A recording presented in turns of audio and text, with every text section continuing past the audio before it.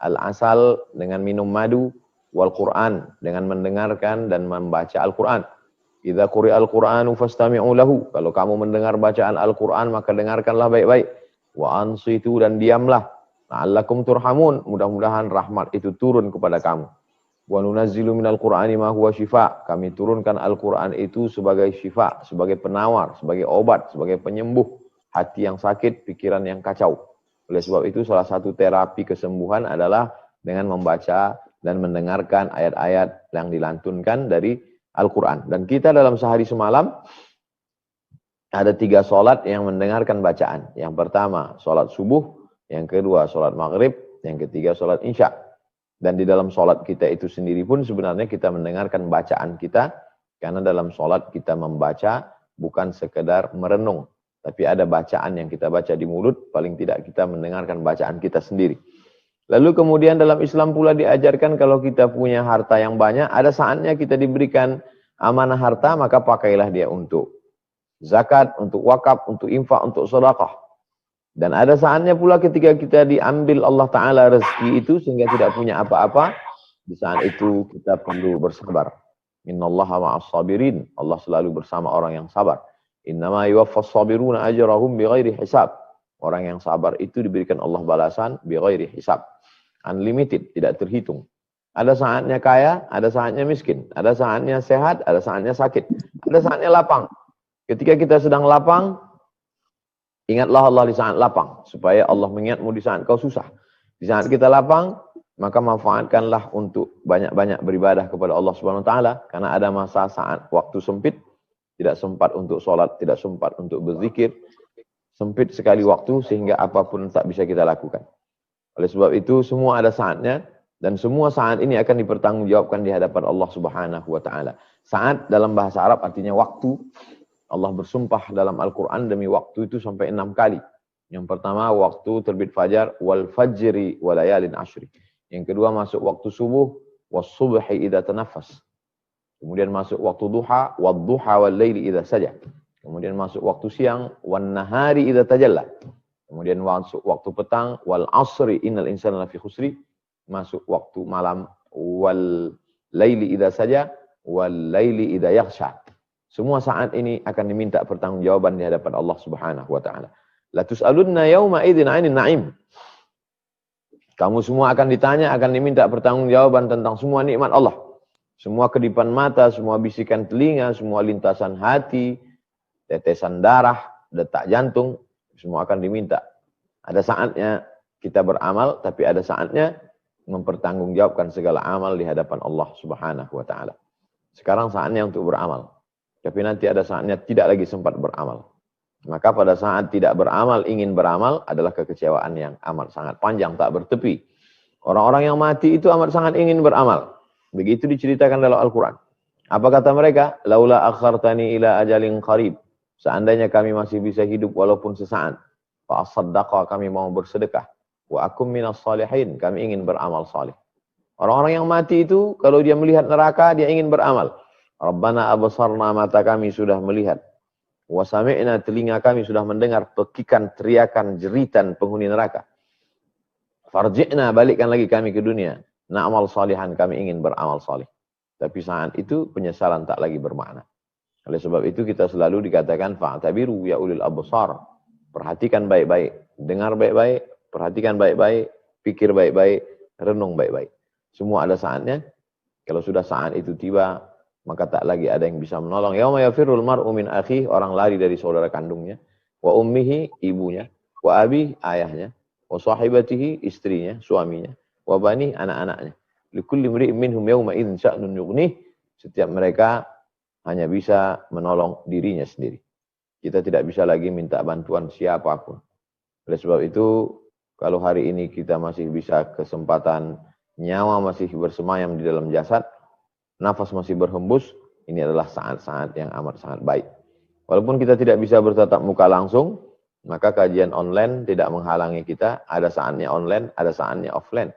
Ada saatnya langsung, ada saatnya melalui layar monitor. Tapi targetnya insya Allah sampai, bahwa kita memahami setiap detik, setiap menit, setiap waktu, setiap perjalanan hidup ini, kita mestilah dia bernilai ibadah. Karena tujuan kita diciptakan Allah, wa ma khalaqtul jinna, tidaklah kuciptakan jin wal insa dan manusia illa liya'budun, kecuali beribadah. Ada saatnya berorganisasi ID, ada saatnya sendiri. Pada saat sendiri tetap takut kepada Allah, pada saat berjamaah, jamaah ini dibawa untuk jamaah yang takut kepada Allah.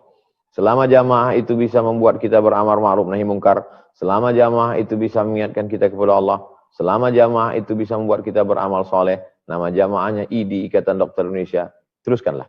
Tapi kalau jamaah itu hanya sekedar hura-hura, jamaah itu melalaikan kewajiban kepada Allah, jamaah itu hanya menunjukkan harta, jamaah itu hanya menceritakan aib orang lain, menjauhlah. Karena sesungguhnya jamaah tak bisa menyelamatkan kita di hadapan Allah, selamatkan diri masing-masing. Tapi dengan berjamaah kita akan mendapatkan rahmat. Sesuai pesan Nabi, alaikum bil jamaah, hendaklah kamu berjamaah, wa iyyakum wal furqah, jangan sampai memisahkan diri dari jamaah. Saya kira sebagai pengantar dialog kita pada pagi menjelang siang ini, demikian saya kembalikan ke moderator untuk menjawab pertanyaan atau dialog. Terima kasih. Wassalamualaikum warahmatullahi wabarakatuh. Waalaikumsalam warahmatullahi wabarakatuh Pak Ustadz. Terima kasih atas pengantarnya yang Pak Ustadz udah tahu nih ya. Sepertinya yang mau bertanya banyak nih Pak Ustadz. Oke, Pak Ustadz, kita langsung saja mengundang biar dialog kita semakin mendalam dan semakin aplikatif. Ya, saya undang beberapa pertanyaan sudah siap Pak Ustadz. Oke, kita akan langsung mengundang para penanya untuk menanyakan langsung ke Pak Ustadz biar lebih interaktif. Oke, dimulai dari Pak Jaini ya.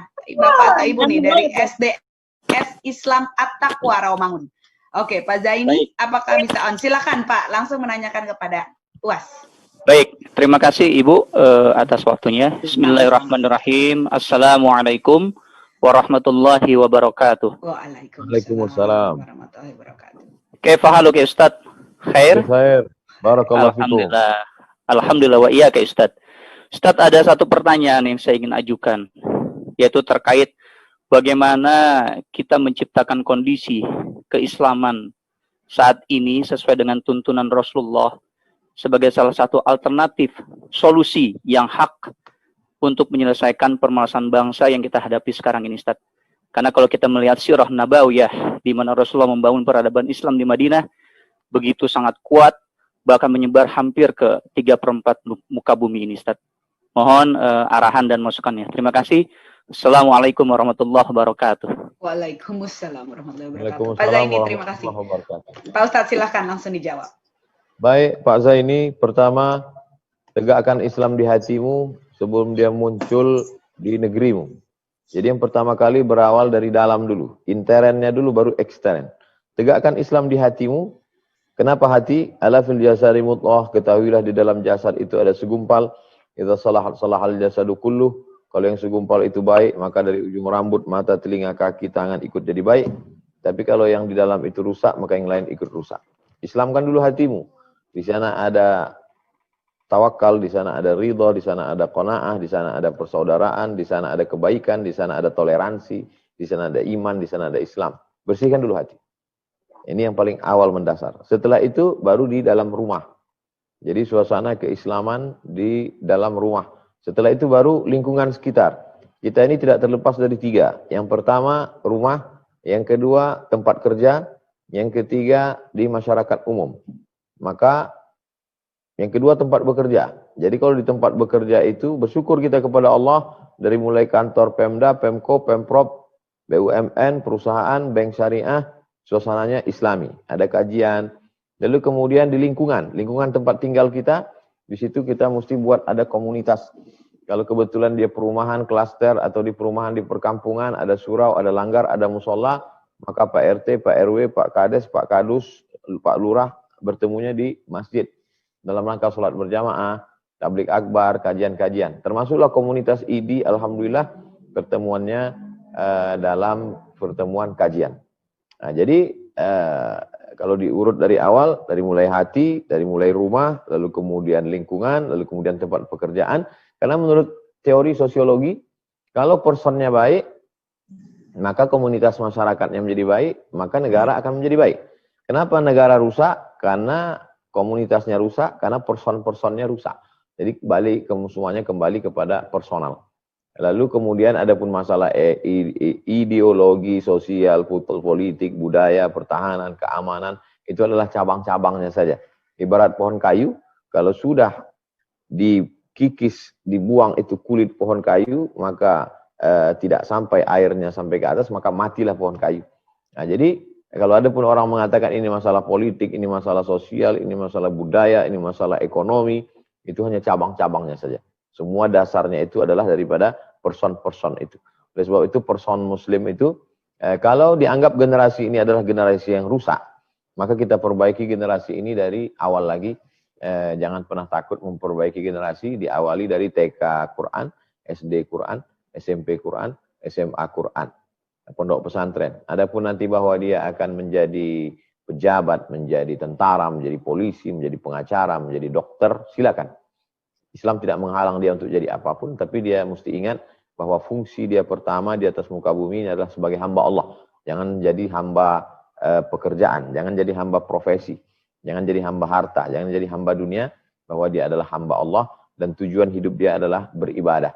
Kalau dia jadi dokter, dengan dokter itu dia beribadah. Kalau dia jadi pengacara, dengan pengacara itu dia beribadah. Kalau dia jadi bupati, dengan posisi sebagai bupati itu dia beribadah. Bagaimana beribadah dengan posisi sebagai bupati? Tanda tangannya mewajibkan orang bayar zakat potong atas. Perdanya, perbubnya, pergubnya, itu menolong agama Allah Subhanahu wa Ta'ala. Sehingga ibadah tidak dipahaminya begitu sempitnya. Alhamdulillah bupati kami sudah sholat sunat duha, bupati kami rajin tahajud, bupati kami rajin baca Quran, bukan begitu. Alhamdulillah Pak Dokter kami rajin baca Quran, Pak Dokter kami rajin sholat duha, bukan. Itu ibadah bisa dilakukan oleh siapa saja. Tapi dengan profesinya sebagai dokter itu, justru dia bisa beribadah kepada Allah Subhanahu wa Ta'ala. Maka apa yang dilakukan Nabi selama 10 tahun di kota Al-Madinah Al-Munawwarah, bisa kita wujudkan dengan person-person yang paham ajaran agama Islam ini. Saya kira simpel sederhananya demikian. Demikian Pak Zaini. Wallahu a'lam bishawab. Terima kasih Pak Ustadz ya. Jadi intinya untuk menyelesaikan masalah bangsa harus mulai dari dalam diri sendiri ya Pak Ustadz ya. Baru ke sekitar kita di rumah, di masyarakat, barulah kita bisa membuat skala yang lebih besar dengan sesuai tuntunan Rasulullah. Oke, selanjutnya dari Pak Fahrizar, Bu Fahrizar IID. Jadi Pak Ustadz, ini kita ID, Ikatan Dokter Indonesia, dan IID, Ikatan Istri Dokter Indonesia, Pak Ustadz. Cabang Jakarta Timur. Ya, oke, jadi kita ada 2 dokternya dan istri-istri dokternya. Oke, Pak, ini cabang Medan. Pak Ustadz, ini Ibu Fahrizar dari IID cabang Medan. Silakan, Ibu, apakah silakan disampaikan langsung pertanyaannya? Apakah sudah siap?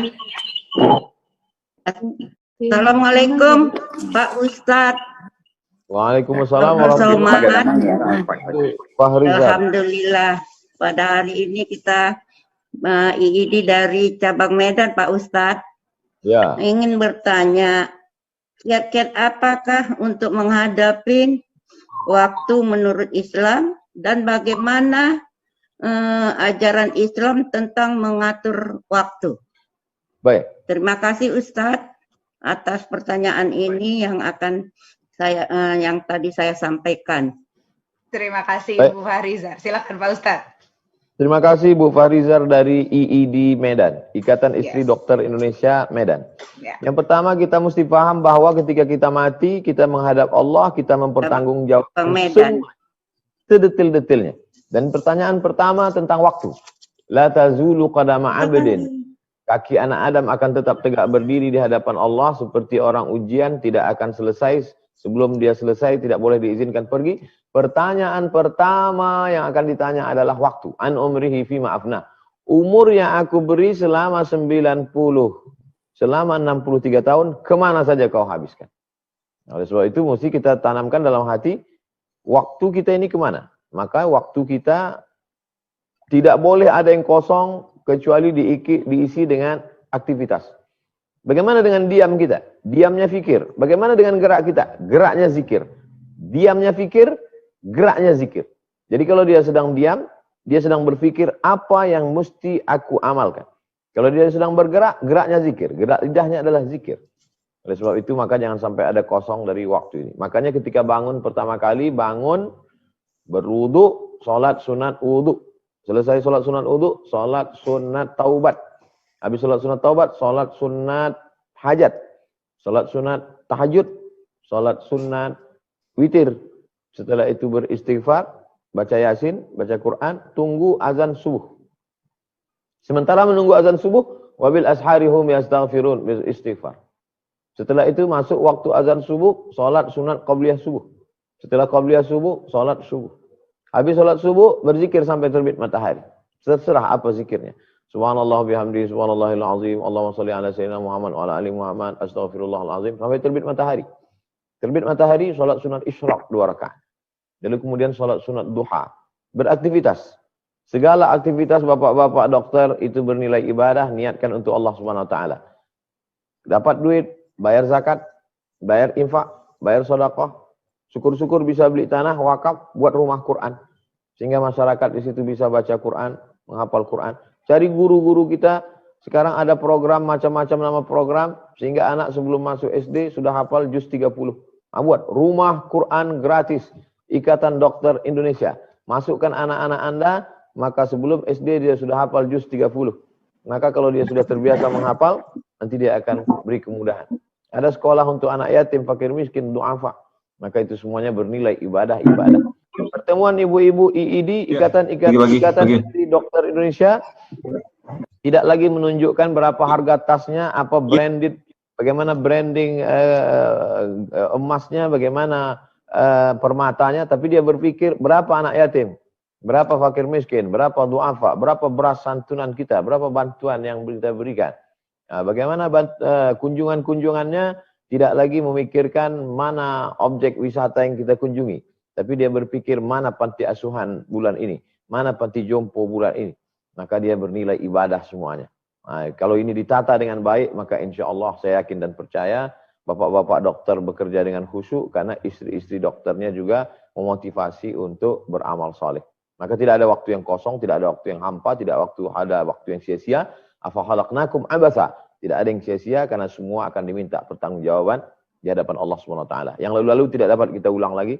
Masa lalu yang bergelimang dengan dosa, maksiat, apa boleh buat, kita hanya bisa bertobat. Masa akan datang kita manage dengan lebih baik lagi, sehingga tidak ada waktu yang hampa, tidak ada waktu yang sia-sia. Demikian Ibu Fahrizar dari IID Medan, Sumatera Utara. Terima kasih. Sama-sama Pak Ustadz, terima kasih sekali atas jawabannya. Selanjutnya dari Dr. Mulia Aditama lalu. Wah, ini pertanyaan up to date nih Pak Ustadz. Dokter, apakah sudah siap menanyakan pertanyaannya langsung? Dr. Mulia Aditama lalu, silakan. Assalamualaikum warahmatullahi wabarakatuh, Ustaz. Waalaikumsalam warahmatullahi wabarakatuh. Mengenai vaksin COVID, Ustaz, itu kan dari MUI mengatakan bahwa itu diharamkan. Nah, kalau menurut Ustaz sendiri, Ustaz.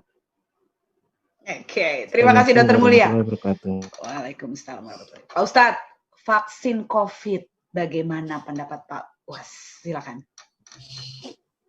Idza ijtama'al halal wal haram faghulibal haram. Kalau bercampur antara yang Pak Ustadz, maaf itu termute. Ya. Tidak terdengar.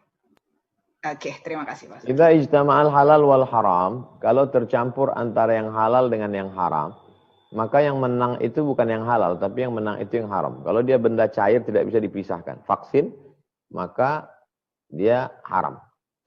Kalau ada unsur haram, ada unsur babinya di situ, maka vaksin itu menjadi haram. Babi itu haram, tapi makan babi tidak selamanya haram. Saya ulang sekali lagi. Babi itu haram, tapi makan babi tidak selamanya haram. Tapi babi tidak bisa jadi halal. Babi disembelih dengan nama Allah tetap haram. Babi direndang, digulai tetap haram. Babi dimasak oleh rumah makan muslim tetap haram. Tapi makan babi bisa halal. Gimana ceritanya? Ketika masuk di dalam hutan. Di dalam hutan itu tidak ada makanan. Tidak ada pisang, tidak ada ubi, tidak ada umbi-umbian. Yang ada hanya babi atau mati. Maka saat itu tidak boleh pilih mati. Maka boleh milih babi karena darurat. Vaksin itu haram. Tapi vaksin bisa menjadi, memakai vaksin itu bisa menjadi halal. Kenapa? Karena darurat. Oleh sebab itu maka sampai hari ini vaksin-vaksin yang untuk anak-anak polio, vaksin apapun yang ada unsur babinya, itu haram. Kenapa dipakai? Karena darurat. Oleh sebab itu kalau memang nanti ada vaksinnya dan vaksin itu dipakai orang di seluruh dunia, termasuk vaksin meningitis untuk pergi ke Saudi Arabia itu babi juga haram. Kenapa dipakai oleh umat Islam? Karena darurat. Kalau tidak dipakai nanti dia akan sakit, akan mati dan akan cacat dan lain sebagainya. Kalau nanti orang di Makkah pakai vaksin itu, orang di seluruh dunia pakai vaksin itu dan tidak ada alternatif lain, maka kita pakai. Tapi kalau tidak ada orang pakai, kita saja diwajibkan, saya pun tak mau. Oleh sebab itu, demikian penjelasan tentang memakainya dengan materinya. Wallahu a'lam bishawab. Demikian Pak Mulia Aditama. Ya, terima kasih Pak Ustadz ya. Ya, terima kasih Pak Dokternya. Oke, selanjutnya dari Sri Sugiyarti. Ibu Sri Sugiyarti, apakah sudah siap? Ini masih berkaitan dengan COVID-19, Ustadz. Ya, karena memang ya urusannya tentang dokter ya Ustadz, tidak bisa dipisahkan dari pandemi ini. Silakan Ibu. Ibu Sri Sugiyarti, apakah sudah siap? Sudah. Ya, silakan Ibu. Terima kasih, Dr. Nita. Assalamualaikum warahmatullahi wabarakatuh. Waalaikumsalam warahmatullahi wabarakatuh, Ibu Sri Sugiyarti. Pak Ustadz, saya ingin menanyakan, apakah waktu terjadinya COVID itu merupakan suatu hal yang gaib? Maksud saya di sini supaya kita tuh sekarang suka ngomong suka menyalahkan antara sesuatu yang aneh-aneh gitu loh Pak Ustadz. Itu aja, terima kasih. Wassalamualaikum warahmatullahi wabarakatuh. Waalaikumsalam warahmatullahi wabarakatuh. Silakan Pak Ustadz. Apakah ini hal yang gaib ya? Ibu Sri Sugiyarti, la tataharraku dzarratu illa biiznillah. Tidak bergerak satu biji sawi pun kecuali dengan izin Allah. Benda yang paling kecil, biji sawi. Tidak ada satu pun yang terjadi di dunia ini yang di luar kuasa Allah SWT. Jadi kalau ada orang yang berzina, itu karena kuasa Allah. Hanya saja ada yang disukai Allah, ada yang tidak disukai Allah. Ada yang diridhai Allah, ada yang tidak diridhai Allah. Hari ini kita bergerak karena izin Allah. Dan Allah ridha, karena pertemuan kita ini pertemuan baik. Tapi ada orang yang sedang berkumpul ramai-ramai, pesta sabu, itu juga atas kuasa Allah. Tapi Allah tidak ridha, karena Allah berikan kita pilihan. Wa nafsi wa ma sawwaha, demi jiwa manusia dan penciptaannya, fa'alhamaha fujuraha wa taqwaha. Allah berikan jalan fujur, jalan tidak baik. Allah berikan jalan yang baik. Nah sekarang kita berada di simpang jalan. Pilihlah dia. Maka apapun yang terjadi, gempa bumi. Ma asaba min musibatin fil ardi. Segala yang terjadi di atas muka bumi ini. Gempa bumi, gunung meletus, tsunami, twister, angin puting beliung, ombak besar. Walafi anfusikum, yang terjadi pada dirimu. Cacar, campak, diabetes meletus, jantung koroner, diabetes. Illa fi kitabim min qabli an nabra'aha. Semua adalah atas kuasa Allah Subhanahu wa taala.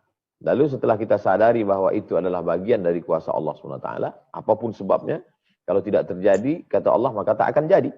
La ini jitama'atil ummatu, berkumpul semua umat di dunia ini.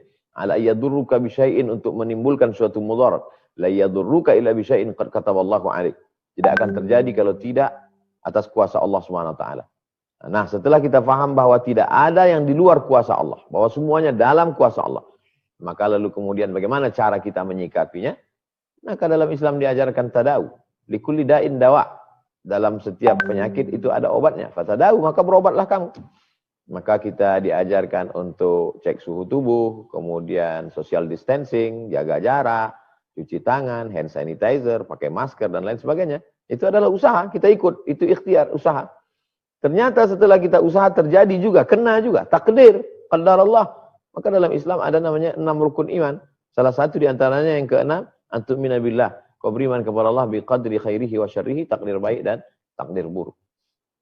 Lan tamuta nafsun, orang tidak akan mati qabla an tastakmila rizqaha wa ajalaha, sebelum merengkap ajalnya, sebelum sampai ajal yang sudah ditentukan Allah, sebelum lengkap rezekinya. Itulah iman, itulah akidah, itulah keyakinan yang dipegang oleh setiap orang beriman. Maka dengan keyakinan yang kuat itu hatinya menjadi lapang. Dengan keyakinan yang kuat itu pikirannya menjadi jernih. Dia tidak terlampau takut, dia juga tidak terlampau berani. Sekarang menyikapi COVID ini kan heboh hiruk pikuknya, isu-isunya luar biasa. Tapi sebagai seorang beriman, saya tetap pengajian, saya tetap tablik akbar, saya tetap rapid test, saya tetap naik pesawat, saya tetap ikut protokol kesehatan. Andai saya kena, terjadi, saya akan berobat. Andai mati, saya mati syahid. Jadi apa yang dikhawatirkan? Jadi sesungguhnya menjadi seorang beriman adalah dia tetap hidup di atas dunia, dia tetap menjalani, dia tetap mengalami, dan andai itu terjadi, dia balikkan kepada Allah, dia tetap berusaha. Kalaupun takut, dia tidak terlampau takut. Kalaupun berani, dia tidak terlampau berani. Dia tetap pada jalurnya, tetap pada relnya. Dia tidak keluar dari rel itu.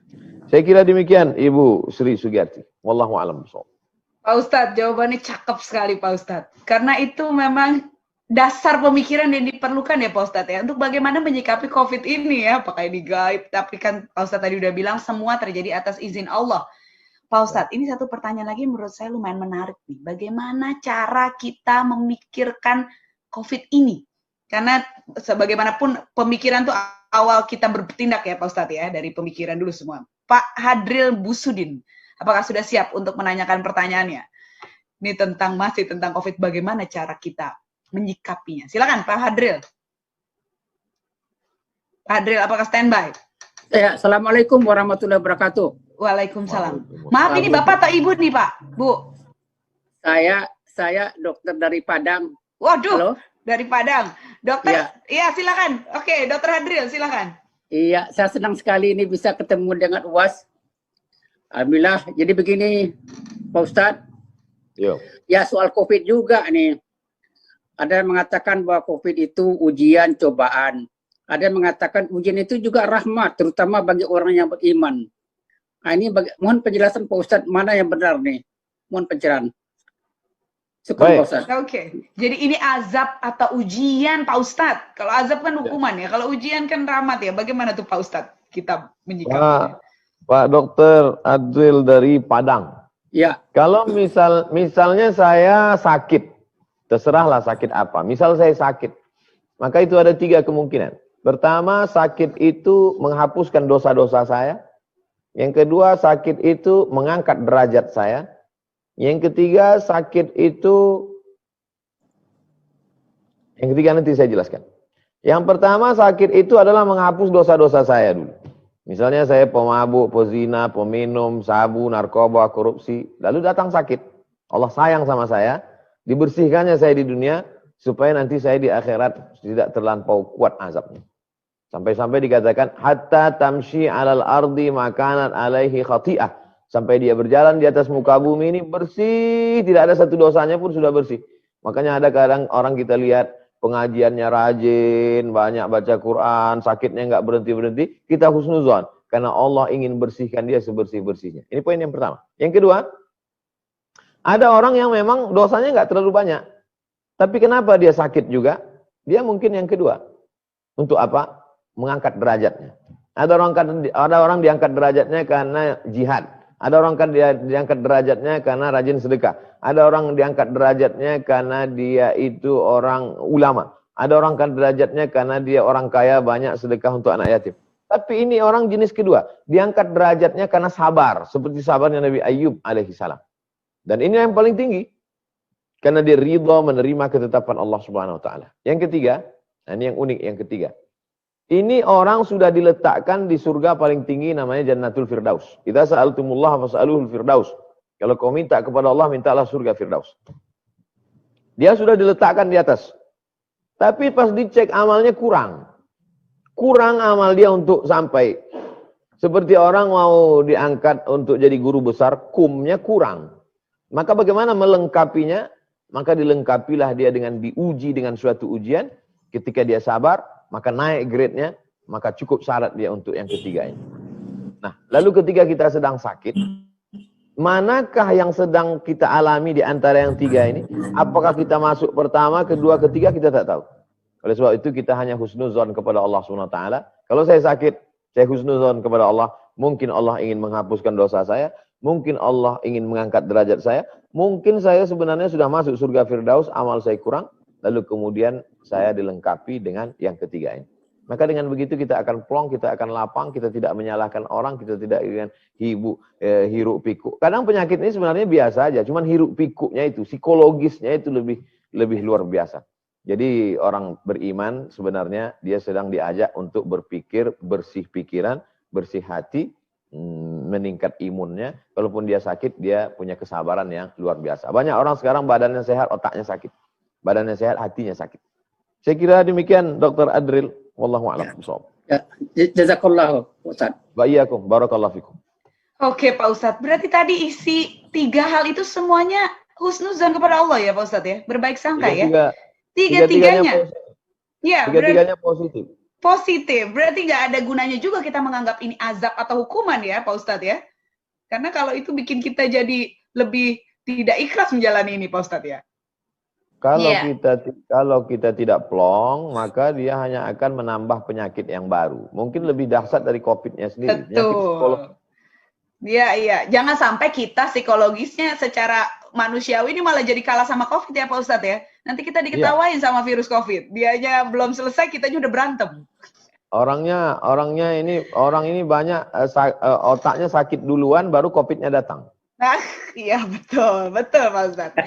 Oke. Ya, ini tadi pertanyaan dari Pak Apriwandi ini sudah dijawab ya, bagaimana tanggapan tentang vaksin COVID tadi mengenai halal dan haram. Vaksinnya boleh haram karena ada unsur babinya, tapi menggunakan vaksin bisa jadi halal kalau darurat ya Pak Ustadz, untuk kebaikan kita semua. Ya. Oke, dari Ibu Risya Cilmiati. Silakan Ibu Risya, apakah sudah siap? Silakan di-unmute. Ya. Assalamualaikum warahmatullahi wabarakatuh. Waalaikumsalam. Sangat senang bertemu dengan Ustadz Profesor Uwas ya. Saya ingin menanyakan, di tengah-tengah pandemi COVID saat ini ada beberapa peristiwa ya, di mana ada seorang pemuda yang memenggal kepala seorang yang menghina Rasulullah. Sebagai seorang Muslim, tentunya saya ingin tahu bagaimanakah sikap yang baik dari seorang Muslim apabila seorang yang kebetulan berbeda keyakinan menghina atau mengejek Rasulullah dengan kita, Rasulullah Muhammad SAW. Tentunya yang bisa kita pertanggungjawabkan kelak di hadapan Allah Subhanahu Wa Taala. Terima kasih Ustadz. Oke, terima kasih pertanyaannya Ibu Risya. Wah Pak Ustadz ini aplikatif sekali nih ya, karena di dunia nih makin... Saya dari Solo, Dr. Anita. Saya dari Solo. Waduh, terima kasih Ibu Risya dari Solo sudah mampir di sini. Oke, Pak Ustadz. Silakan Pak Ustadz, bagaimana nih untuk yang menghina junjungan kita Nabi Muhammad SAW? Idealnya itu, kehidupan ideal itu seperti kehidupan Nabi Muhammad SAW di periode Madinah yang 10 tahun itu Ibu Risha. Jadi ada pemimpinnya Nabi Muhammad SAW, lalu kemudian ada orang Yahudi yang menghina. Maka ada orang Yahudi yang menghina, jadi rakyat itu sebetulnya tidak bertindak. Jadi semuanya adalah pemimpin, ulil amri. Oleh sebab itu maka idealnya begitu. Jadi idealnya kita punya pemimpin. Pemimpin inilah dulu ketika kita masih punya Sultan Abdul Hamid di Turki, yang kekuasaan paling besar namanya Turki Utsmani. Ketika itu juga orang Perancis ini sudah buat drama. Dari dulu Pak Ustadz? Dari dulu sudah buat drama? Ya. Ada drama, mereka buat opera drama. Di situ pelakonnya itu pelawak paling lucu sebagai Nabi Muhammad SAW. Jadi, waktu itu mereka tampilkan di Paris. Jadi berita itu sampai ke Sultan Abdul Hamid. Jadi Sultan mengirim surat ke pemimpin Eropa, kalian stop ini opera ini, karena ini menghina Nabi kami. Jadi pemimpin stop. Waktu itu mereka takut dengan Sultan Abdul Hamid dengan kekuasaannya. Kalau kalian tidak stop, kami akan kirim bala tentara kami. Akhirnya di stoplah opera itu, drama di Paris itu akhirnya berhenti. Ya, jadi idealnya begitu Ibu Risha. Tapi karena kita tidak punya kesatuan pemimpin negara Islam lemah, ketakutan semua. Karena Paris, Perancis ini negeri yang hebat, akhirnya umat Islam mengambil tindakan sendiri. Ya. Kita sekarang sedang melakukan perbuatan yang tidak ideal. Apa yang dilakukan oleh seorang anak muda memenggal kepala guru yang brengsek, mengejek Nabi, karikatur Nabi di depan murid-muridnya. Apa yang sedang dia lakukan itu adalah tidak ideal. Tapi salahkah dia? Wallahu a'lam. Saya tidak berani menyalahkan dia. Karena kalau saya katakan dia salah, ternyata dia mati syahid, di akhirat dia dimuliakan, masuk surga, saya malu dengan dia. Tapi apa yang tidak dilakukan sekarang adalah tidak ideal. Tapi ketidakideal itu terjadi, kenapa? Karena memang tidak ada pemimpin umat Islam yang lantang seperti yang dilakukan oleh Muhammad, seperti yang dilakukan oleh Sultan Abdul Hamid pada masa lalu. Kita tidak akan bisa mengangkat harkat martabat Islam dengan meledakkan kedutaan Prancis. Apakah kalau kita ratakan kedutaan Prancis di Jakarta itu sekarang selesai masalah? Tidak. Oleh sebab itu jangka panjangnya bagaimana anak-anak kita ini kita didik dengan pengetahuan yang baik. Dia bisa menjelaskan Islam rahmatan lil alamin. Dia menulis buku. Anak-anak Bapak Ibu IID menjadi dokter-dokter tapi juga bisa bahasa Arab, paham Quran. Mereka menjelaskan mukjizat.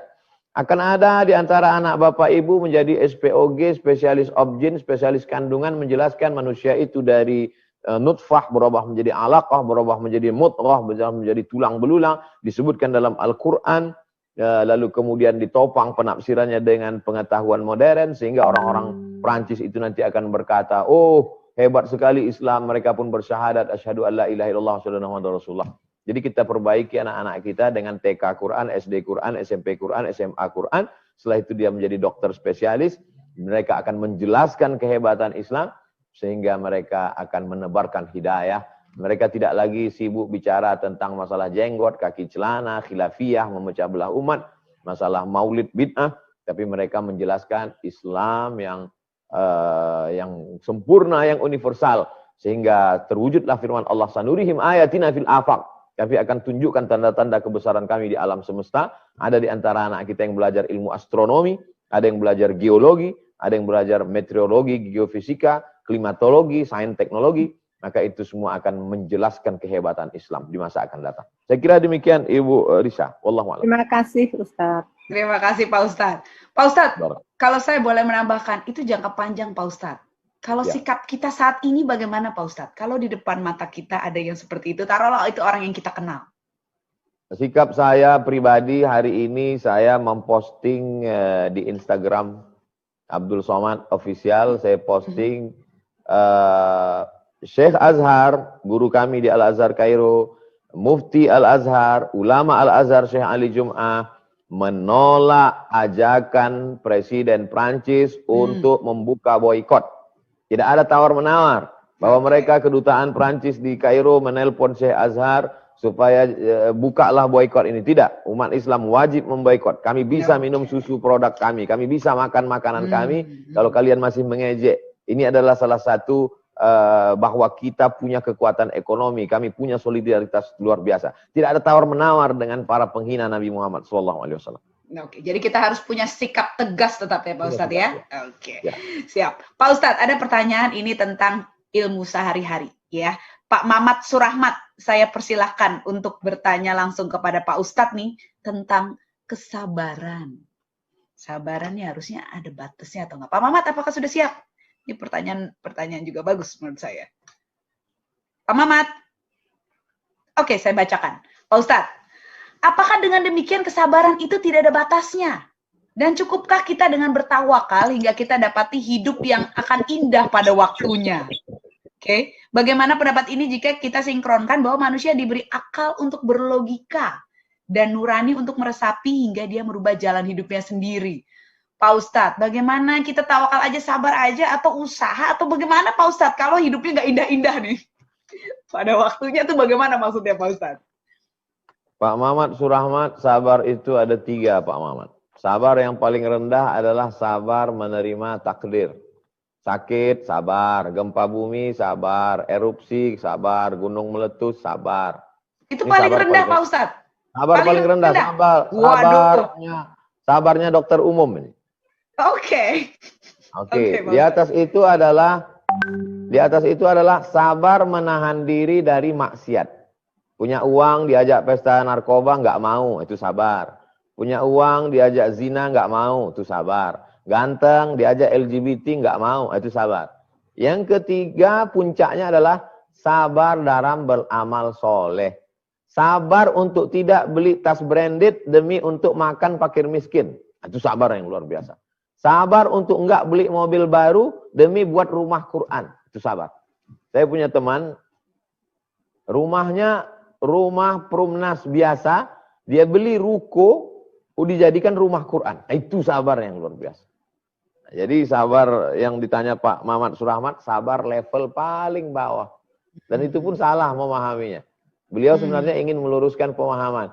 Sabarlah kita. Oh enggak, dalam Islam diajarkan i'mal li dunyaka ka'annaka ta'ishu abada. Engkau berbuatlah sehebat-hebatnya seakan-akan kau hidup untuk selamanya. Kalau untuk dunia. Idza qudiyatis shalah, kalau kau sudah selesai melaksanakan salat, fantashiru fil ard. Bertebaranlah di atas muka bumi. Wabtaghu min fadlillah. Cari karunia Allah. Tanam sawit sejauh mata memandang. Tanam kebun karet. Kau mesti kaya supaya bisa bangun masjid. Kau mesti kaya supaya buat sekolah gratis. Kau mesti kaya supaya bisa menyelamatkan umat ini. Adapun orang yang tidak mau berusaha, tidak bekerja, ketika ditanya, kau apa? Sabar. Itu bukan sabar. Goblok, bodoh, blow on. Oke. Kalau keadaannya jelek terus Pak Ustadz, udah usaha, gimana? Kayak COVID ini kan jelek semua Pak Ustadz, semua kena dampaknya. Kita ini ngaji mau cari kebenaran atau mau cari pembenaran? Kebanyakan orang sekarang dia sudah putus asa, dia malas, dia nggak mau kerja, lalu dia cari ceramah ustadz untuk membenarkan perbuatannya. Ini nggak benar. Dia sebetulnya udah putus asa, malas, terus dia cari ceramah ustadz tentang sabar. Ya sabarlah. Ini nggak benar. Saya nggak setuju kalau ceramah saya tentang sabar hanya untuk membenarkan kemalasan dia. Kalau yang sekarang nggak bisa kerja karena PHK, dia bisa jualan online. Kenapa kita tidak tiru sekarang perusahaan-perusahaan Amerika yang beberapa tokonya tutup, mereka jualan pinggir jalan. Kenapa kita tidak ikut itu? Oke. Waduh, cakep Pak Ustadz. Oke Pak Ustadz, terima kasih jawabannya. Jadi tetap ya Pak Ustadz ya, nggak ada sabar, nggak ada batasnya, mesti usaha supaya bisa keluar dari keadaan yang tidak baik. Amin, amin. Oke, Pak Ustadz. Dokter Roy mau tanya ya, ini Dokter Roy Amardianto SPA, spesialis anak konsultan. Ini mau menanyakan tentang praktisnya kita jadi dokter sehari-hari berkaitan dengan sholat. Silakan Dokter Roy, apakah sudah siap? Sudah. Dokter Roy boleh dibuka. Silakan Dokter Roy. Ya, terima kasih Bu Anita. Assalamualaikum Ustaz. Waalaikumsalam warahmatullahi wabarakatuh Dokter Roy. Iya, begini Ustaz. Saya ingin menanyakan tentang praktek. Waktu itu saya pernah praktek kelebihan waktu, Ustaz. Jadi alhamdulillah sih pasiennya banyak. Seharusnya sholat zuhur itu kan antara jam 12 sampai jam 3, Ustaz. Nah itu nggak terasa tiba-tiba udah azan asar, Ustaz. Sedangkan saya saat itu sedang pakai baju hazmat, nggak mungkin saya menjalankan. Menurut saya sih, ya saya juga, badan saya juga ngerasa nggak yakin bebas dari hadas saat itu. Saya akhirnya ya menjamak, Ustaz. Bagaimana hukumnya tuh, Ustaz, kalau seperti itu, Ustaz? Jazakallah, Ustaz. Oke. Ya. Terima kasih Dokter Roy. Ya. Pak Ustadz, aku tambahkan dulu. Mungkin Dokter Roy nggak terlalu sering, ya. Tapi ada banyak dokter yang lain yang memang harus dengan baju hazmat berapa jam, Pak Ustadz, dan itu mungkin melewatkan masuk waktu sholat. Mungkin Pak Ustadz bisa sekaligus menjawab. Silakan Pak Ustadz. Kalau masih bisa disiasati, misalnya di Jakarta zuhurnya jam 12, kemudian sholat dulu. Habis sholat zuhur, baru pakai itu baju APD, hazmat, lalu nanti sholat asarnya misalnya jam 5.30. Sebelum habis waktu, masih bisa sholat asar. Tapi kalau tidak bisa disiasati sama sekali, memang tidak bisa sama sekali, maka alternatif terakhir adalah jamak. Tapi nggak pakai kosor, Dokter Roy. Jadi kalau Dokter Roy pakai bajunya jam 11, zuhur belum masuk, nanti baru bisa dibuka 12, 1, 2, 3, 4, 5, 6 jam. Maka dibuka di jam 5, nanti Dokter Roy sholatnya jamak, tapi nggak pakai kosor. Zuhurnya 4, asarnya 4. Begitu dibuka jam 5, Dokter Roy bisa sholat zuhur dulu, atau sholat asar dulu, tetap 4 rakaat jamak. Saya sholat zuhur 4 rakaat jamak dengan asar jamak takhir. Nanti habis itu salam, iqomat, habis iqomat saya sholat asar 4 rakaat jamak takhir dengan zuhur karena Allah Ta'ala. Dalilnya, hadis riwayat Abdullah ibnu Abbas bahwa Nabi pernah sholat di Madinah tanpa safar, tidak ada musafir, tapi hanya sekali saja. Itu menunjukkan bahwa kalau darurat tingkat tinggi. Tapi dalam masalah ini saya amat sangat ketat. Saya tidak ingin orang macet-macet dikit, jamak. Kemudian mempelai duduk di pelaminan karena takut makeup rusak, jamak. Saya tidak termasuk yang suka memudah-mudahkan masalah hukum. Demikian. Dr. Baik, Roy? Ustaz, jazakallah. Iya. Ya, Ustaz. Jelas. Iya. Jelas. Terima kasih Dr. Roy. Oke, terima kasih juga Ustadz. Karena ini urusannya kita memang kadang-kadang Pak Ustadz kalau dokter nih ya, belum lagi kalau urusan operasi. Operasinya 18 jam. Ada Betul. juga tuh Pak Ustadz kayak gitu ya. Urusannya kita nolongin nyawa orang nih yang memang ya taruhlah saat itu kita nggak bisa istirahat. Ya, ini ilmu-ilmu seperti ini kita butuhkan Pak Ustadz. Kalau memang dalam keadaan darurat kita berkaitan dengan hidup mati orang. Oke, selanjutnya dari Rizdalina. Oke, Ibu Rizdalina, apakah sudah siap? Oh, ini tentang vaksin juga ya? Minta tolong kepada Ustaz. Ibu Rizdalina, apakah ada? Untuk membuat penetapan atau kesepakatan untuk Muslim, Pak Ustadz, bisa menggunakan vaksin tersebut atau tidak? Karena nih pemerintah katanya mau denda 5 juta ya kalau yang nggak mau vaksin, Pak Ustadz. Nah, itu apakah kita perlu begitu atau bagaimana, Pak Ustadz, kalau dari kaum Muslim? Kalau vaksin itu nanti dipakai oleh seluruh dunia, Saudi Arabia memakai, Mesir memakai, maka saya yang pertama kali suntik vaksin itu. Tapi kalau Saudi Arabia tidak, Mesir tidak, Indonesia saja, saya yang menolak vaksin itu. Oke. Kenapa patokan Ustadz Saudi Arabia dengan Mesir? Karena Mesir tempat saya belajar, di sana ulama-ulama. Tentang masalah sholat berjarak, maka saya ikut fatwa guru-guru kami di Al-Azhar. Kalau nanti keluar vaksin itu sudah dipakai di Mesir, maka saya yang mengajak masyarakat, ayo suntik. Saya pertama kali suntik vaksin. Tapi kalau di Mesir tidak dipakai, di Saudi Arabia tidak dipakai, hanya kita jadi bahan kelinci percobaan. Saya yang menolak pertama suntik vaksin. Kalau dia tuntut 5 juta, turun kami ke jalan ramai-ramai. Oke. Iya, jadi intinya kita lihat ya Pak Ustadz ya, bagaimana negara Islam yang lain ya, kita solidaritas di sana. Oke, lanjutnya Dr. Oke Marlani. Pak Ustadz, kita masih punya waktu 14 menit benar ya? Pak Ustadz sampai jam 11 ya, oke. Mbak Oke Marlani silakan, mau bertanya. Assalamualaikum warahmatullahi wabarakatuh Pak Ustadz. Alhamdulillah ketemu langsung oleh online. Pertanyaan saya, bagaimanakah agar kita selalu ikhlas dalam segala cobaan Allah? Yang kedua, mana yang lebih afdol kalau kita berzikir itu dengan dilafazkan atau dalam hati? Hanya itu aja Pak Ustadz, terima kasih. Silakan Pak Ustadz, pertanyaan dari Dr. Oke.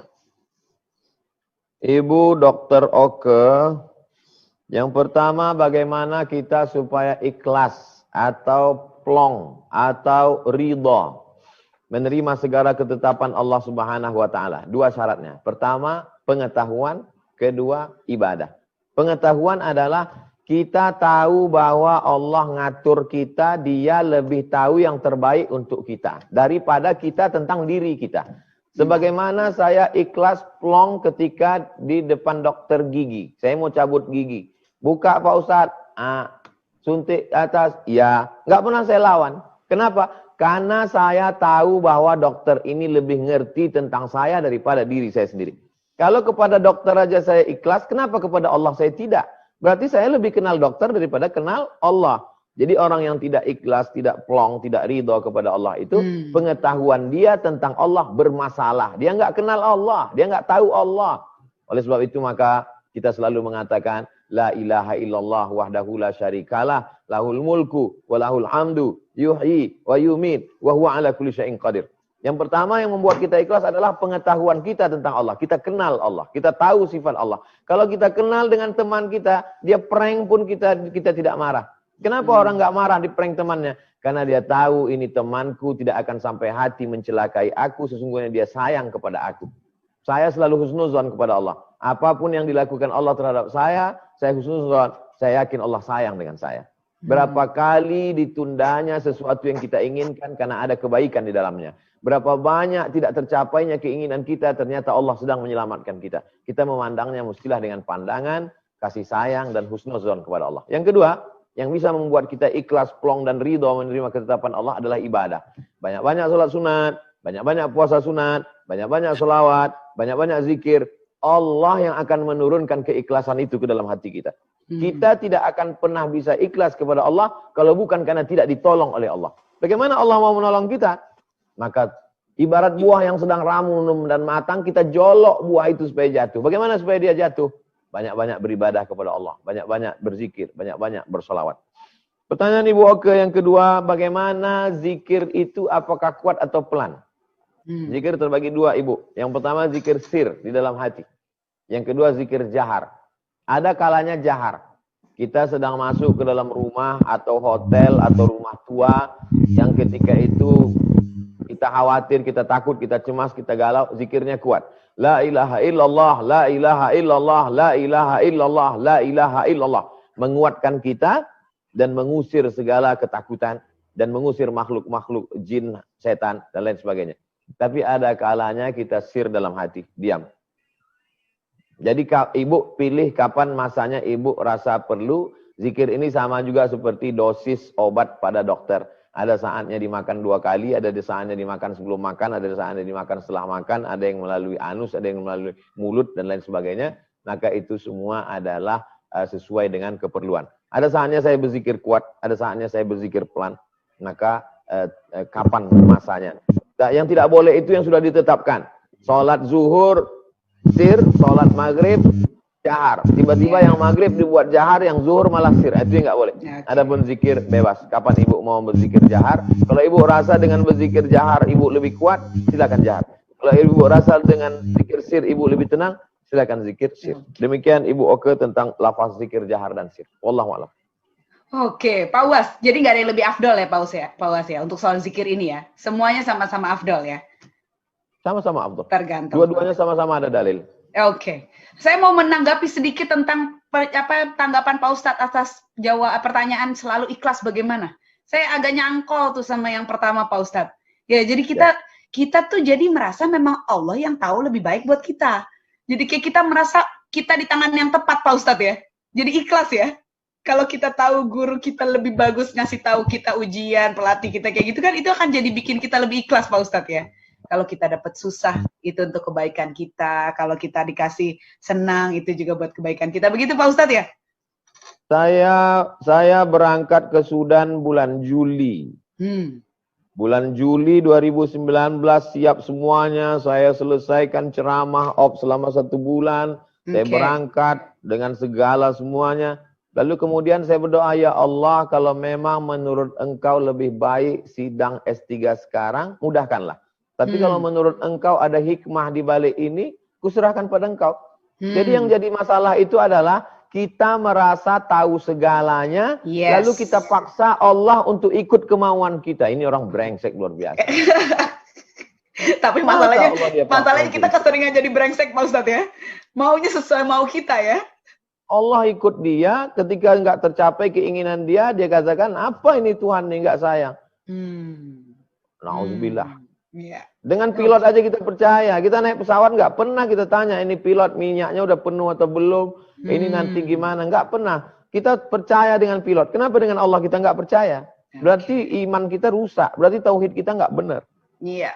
Oke Pak Ustadz, berarti kita harus percaya we're in the right hand ya Pak Ustadz. Kita di tangan yang tepat, kita serahkan saya semua sama Allah. Kalau kita dikasih yang jelek, kita pede aja, itu buat kebaikan kita memang ke depannya. Begitu Pak Ustadz ya?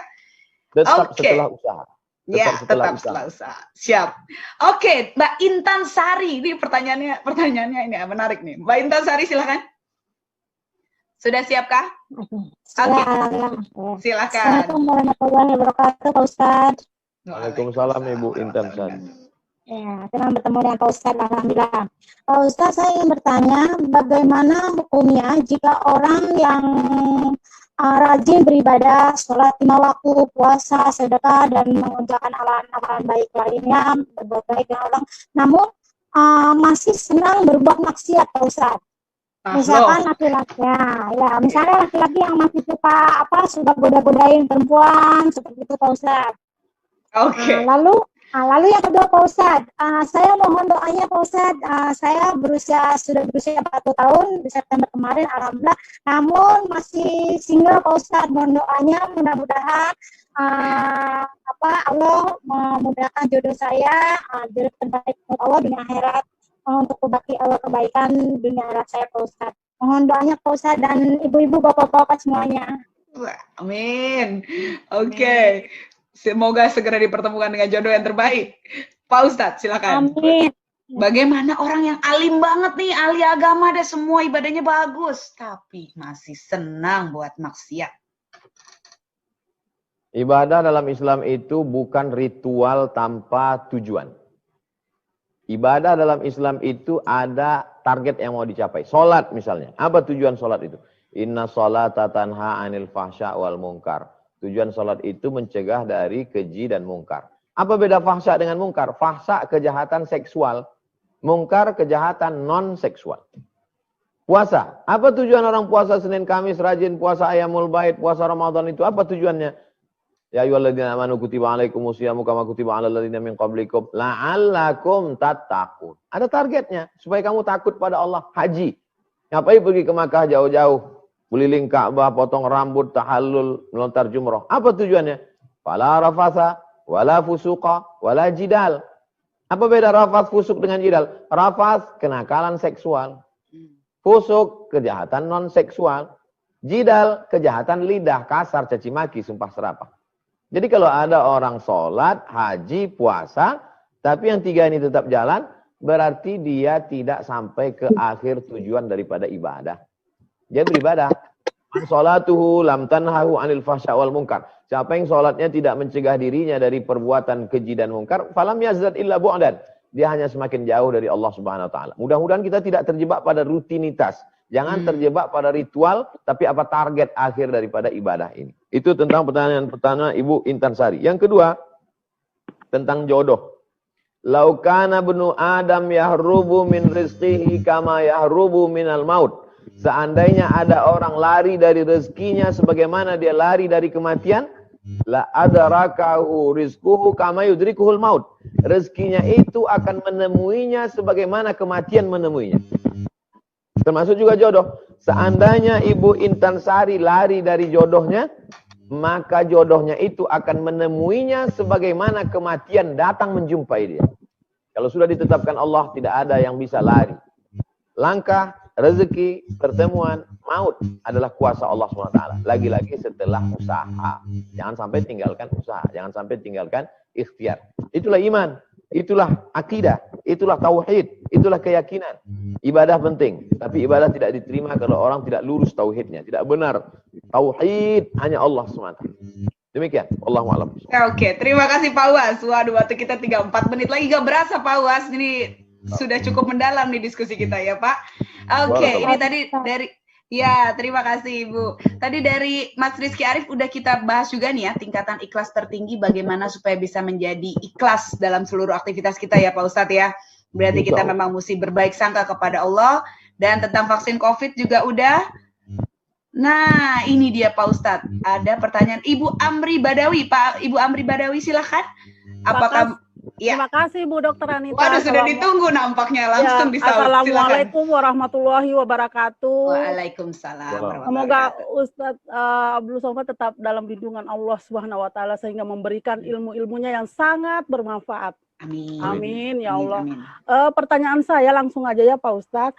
Apakah vaksin meningitis sampai saat ini belum halal? Karena tahun 2012 saya itu umroh, saya tidak mau divaksin karena belum halal. Dan alhamdulillahnya ada seorang dokter, terima kasih ya Idi, dokter yang mau bertanggung jawab dunia dan akhirat, memberikan keterangan bahwa kita sudah divaksin tetapi belum. Karena dia juga ragu akan kehalalannya. Ya, jadi pertanyaan kedua, bagaimana kalau seandainya tidak divaksin itu, yang mau berangkat haji atau umrah, karena saya buktikan tanpa saya divaksin, alhamdulillah diberikan kesehatan sampai saat ini. Demikian Ustadz. Assalamualaikum warahmatullahi wabarakatuh. Waalaikumsalam warahmatullahi wabarakatuh. Bedakan fatwa tentang vaksin dengan fatwa menggunakan vaksin. Jangan campurkan. Fatwa tentang halalnya vaksin dengan fatwa menggunakan vaksin. Bedakan fatwa tentang babi dengan fatwa makan babi. Itu beda. Jadi jangan nanti keluarnya, vaksin sudah halal. Padahal yang dimaksudnya adalah fatwa memakai vaksin meningitis. Yang ada itu adalah fatwa menggunakan vaksin. Bukan fatwa halal vaksin.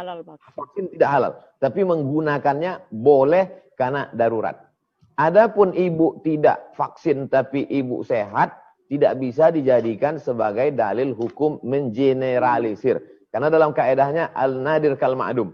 Sesuatu yang jarang terjadi tidak bisa menjadi hukum generalisir. Tapi kalau di Indonesia bisa ada misalnya 100.000 orang seperti ibu, maka bisa dijadikan hukum bahwa tidak perlu vaksin pun sehat. Nah, itu. Jadi 1 orang, 2 orang tidak bisa dijadikan sebagai perlu disampel ibu-ibu seperti Ibu Amri Badawi ini agak berapa ratus orang menurut medis sehingga bisa dijadikan hukum sebagai general sehingga tak perlu lagi beli vaksin.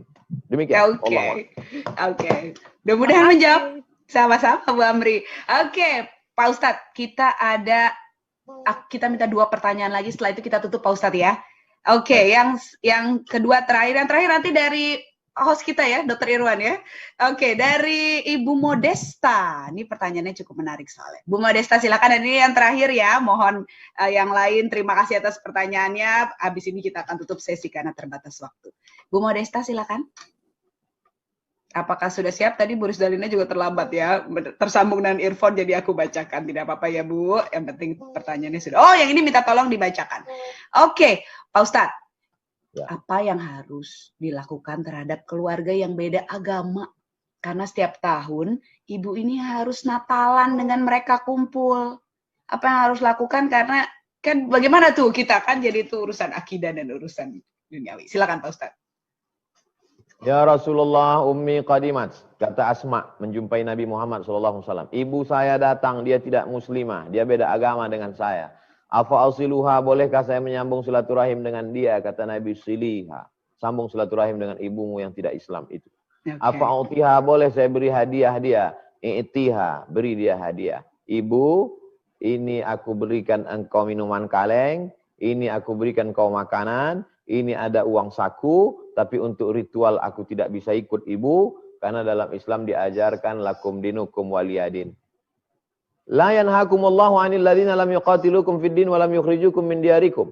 Kalau orang yang berbeda agama denganmu itu tidak mengusirmu dari kampung halamanmu, dia tidak membunuhmu, antabarruhum, kau boleh buat baik dengan dia, wa tuqsitu ilaihim, bersikap adillah engkau dengan dia walaupun dia beda agama denganmu.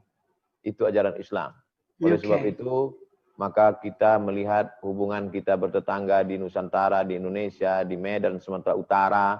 Medan Sumatera Utara sebagai salah satu contoh bagaimana orang bisa hidup harmoni. Di sana ada saudara-saudara kita Kristen, di sana ada kampung pecinan, rumah cong api, orang Cina ya, masih tetap tegak berdiri. Di sana pula ada kampung madras, kampung keling, saudara-saudara kita dari Hindu, ada, bisa hidup damai. Oleh sebab itu datanglah ke Indonesia, datanglah ke Sumatera Utara, datanglah ke Medan untuk melihat bagaimana umat Islam yang mayoritas ini bisa mengayomi saudara-saudara kita. Demikian. Oke, iya Bu Modesta ini kebetulan Timor Leste, Dok. Pak Ustadz. Jadi memang Bhinneka Tunggal Ika tuh indah sekali ya. Tetap saja harus sambung saling silaturahmi. Oke, pertanyaan terakhir. Silakan Dr. Irwan, apa yang mau ditanyakan? Assalamualaikum Pak Ustadz. Waalaikumsalam Dr. Irwan warahmatullahi wabarakatuh. Semoga Pak Ustadz sehat-sehat terus Pak Ustadz. Amin ya rabbal alamin. Pak Ustadz ini termasuk salah satu ustadz favorit saya dalam hal giroh ini Pak Ustadz. Allahu Akbar. Allahu Akbar. Saya sudah menangkap betul makna dari tema Pak Ustadz hari ini. Semua ada waktunya itu sampai ajal menjemput, gitu ya Pak Ustadz. Cuman ada satu poin Pak Ustadz, mohon pencerahannya mengenai jihad Pak Ustadz. Bagaimana sebelum ajal menjemput kita ini berjihad Pak Ustadz. Karena saya pernah mendengar mengenai suatu hadis bahwa apabila seorang muslim yang di hatinya tidak ada rasa untuk berjihad, maka dia akan mati dalam cabang kenifakan. Nah ini, kita ini zaman sekarang kan mau jihadnya seperti apa nggak ngerti juga Pak Ustadz. Apakah jihad ikut berdemo, apakah jihad di medsos, ataupun jihad apa nih? Jangan sampai saya sebelum wafat nggak dapat pahala jihad ini Pak Ustadz. Terima kasih Pak Ustadz. Wassalamualaikum warahmatullahi wabarakatuh. Oke, silakan Pak Ustadz. Semua ada waktunya untuk jihad gimana Pak Ustadz? Ala adullukum ala tijaratin tunjikum min azabin alim. Maukah kamu aku tunjukkan suatu perniagaan yang bisa menyelamatkan kamu dari azab Allah yang amat sangat menyakitkan? Yang pertama, tu'minuna billah, beriman kepada Allah. Yang kedua, wa tujahiduna fisabilillah, kamu berjihad. Dengan apa jihadnya? Bi amwalikum, dengan harta kamu, wa anfusikum, dengan nyawa kamu. Maka ID, bil khususnya Pak Dokter, berjihadlah dengan harta. Oleh sebab itu apa? Ikatan Dokter Indonesia jihad dengan harta, buka pondok pesantren tahfiz gratis. Jihad dengan harta, kirim dai-dai ke suku terasing, suku Kubu, suku anak dalam, suku ini semua kerjasama dengan dompet du'apa, kerjasama dengan Yayasan Tabung Wakaf Umat, kerjasama. Karena saya tahu Bapak Ibu dokter sibuk, jadi jihadnya. Saya tidak ingin Bapak Ibu dokter ID tiba-tiba meninggalkan prakteknya pergi ke Palestina. Karena belum tentu meringankan beban orang Palestina. Jangan-jangan 2 hari, 3 hari kami dapat berita 3 orang dokter IID kelaparan karena tidak dapat lontong sayur di Palestina. Oleh sebab itu maka kita rasional saja. Rasional kita adalah jihad melawan kebodohan, jihad melawan kemiskinan, jihad melawan perusakan akidah di tempat perbatasan minoritas. Oleh sebab itu maka ini adalah jihad para ibu dokter. Saya dari dulu memang ada jadwal rutin dengan Ikatan Dokter Indonesia di Pekanbaru. Bahkan dulu ada jadwal di IID, Ikatan Istri Dokter Indonesia di Pekanbaru. Saya tausiah mengajarkan sholat sunat tasbih, praktek sholat sunat tasbih, kajian duha. Jadi hari ini saya merasa bertemu dengan jamaah yang dulu rutin kajian. Nah, mudah-mudahan pertemuan kita ini mendatangkan rahmat dan barokah, saling menguatkan, dan yang paling penting adalah kita istiqomah. Demikian Pak Dokter.